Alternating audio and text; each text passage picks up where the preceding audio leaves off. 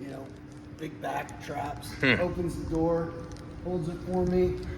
I walk in front of him, I go up to the desk and I say, you know, I'm checking into the hotel. And I get done checking in, I turn around and Jim Wendler's standing behind me. Jimmy Wendler. And he said, hey, you're in the conference I'm talking to tomorrow. And I said, yeah, how'd you know that? And he recognized my name from the list. Yep. Because I'm literally 4 months out of college. At that point, no one knows who I am. Not that anyone does now. And he said, hey, I got to call my wife. Meet me back down here in the lobby in 30 minutes. We were up until probably 3, 4 o'clock in the morning. Yes. I mean, he's writing notes for me on a napkin that we got from the coffee bar there. And it was one of the greatest learning experiences of my life. Jim is all heart. What do you think? God. What do you remember from that?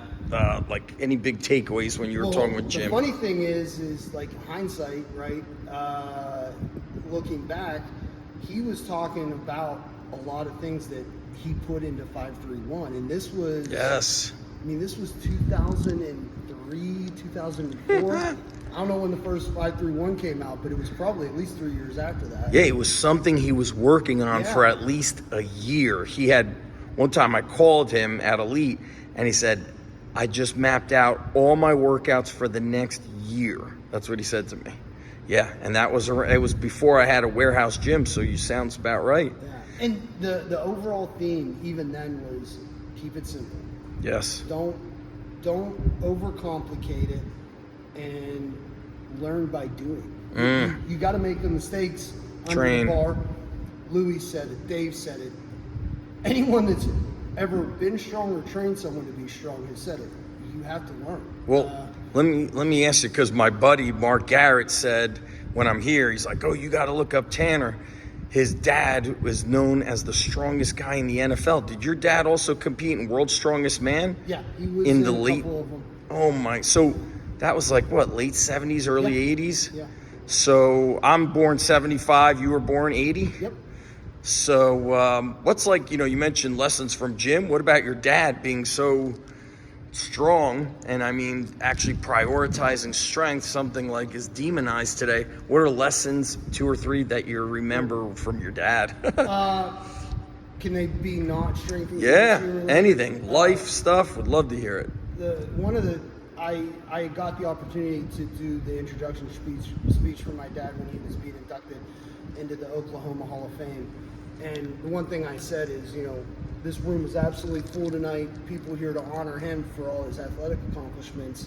I could care less about any of that, because everything for me that he's taught me has been, how to be a man, how to be a father, how to be a husband, things like that. So the first thing that I learned from my dad is he never said, be careful.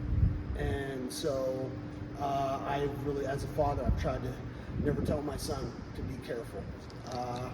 Just like you got to learn here, you got to learn in life. So that was one of the big things.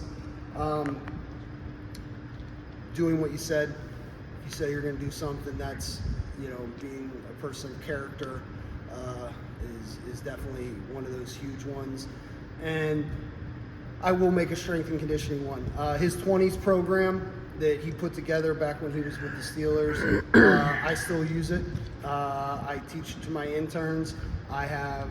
What's the 20s program? It's a little bit longer than...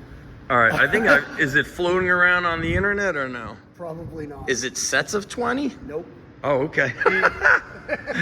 All right. I actually have it on my board here. I was explaining to someone the other day. It's kind of a knockdown set.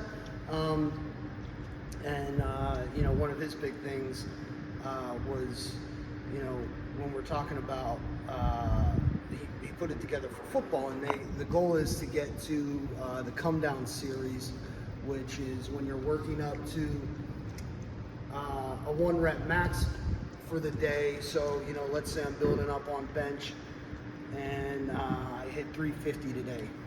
Okay. Excuse me. As soon as I rack that bar, I'm starting the clock. I got a 30-second break until my spotter hands me the bar. I better be ready for it. And I'm going to lose about 5 to 10% of the bar weight. Depends on how heavy you are, how heavy you start. but we're gonna lose about 5-10% of the bar weight. 30-second break. We get the bar again. We go to failure. Rack the bar. 30-second break, and we keep doing that, and we're dropping down until we get a set of 5. Whoa. The whole program's self-periodizing. What you do next week is based on what you did this week. So the goal is that when you're on the come downs, that your max needs to go up about at least 5 pounds every week. If you have 3 weeks without it going up, then you restart at 20s and you work your way back through the system. So it'd be weeks of 20s, weeks of 18s, 16s, 2 rounds of 14s, 2 rounds of 12s. I've done 3 rounds of 10s. Sucks. And then you go to the come downs. Because it's friggin' heavy. What's interesting here is the amount of reps. It's so funny, like we've gotten away from that repetition work with barbells. When your dad played for the Steelers, what were they called? Was that the Iron? What did they call it? The Iron Curtain was the defense, yeah. Okay. What position did your dad play? He was left tackle. And being that you're a wrestler, did your dad tell you to wrestle with, and also, did you play football also? I played football in high school, so I'm the middle of 3 brothers, 10 years on both sides of me. Me too, middle. We all, I would say, would identify as wrestlers. We all played football at some point in time. I'm the runt of the family. My older brother was a state champ. My younger brother was a state champ. Oh, wow. Undefeated state champ. Yeah, Caleb was pretty tough. Wow. You know, and I never. Pennsylvania. In Pennsylvania. I never made it to state, so I'm the run of the family. But I'm okay with that. You know, I found my niche. I really enjoy what I do. Oh yeah. I got to have a pretty successful college wrestling career.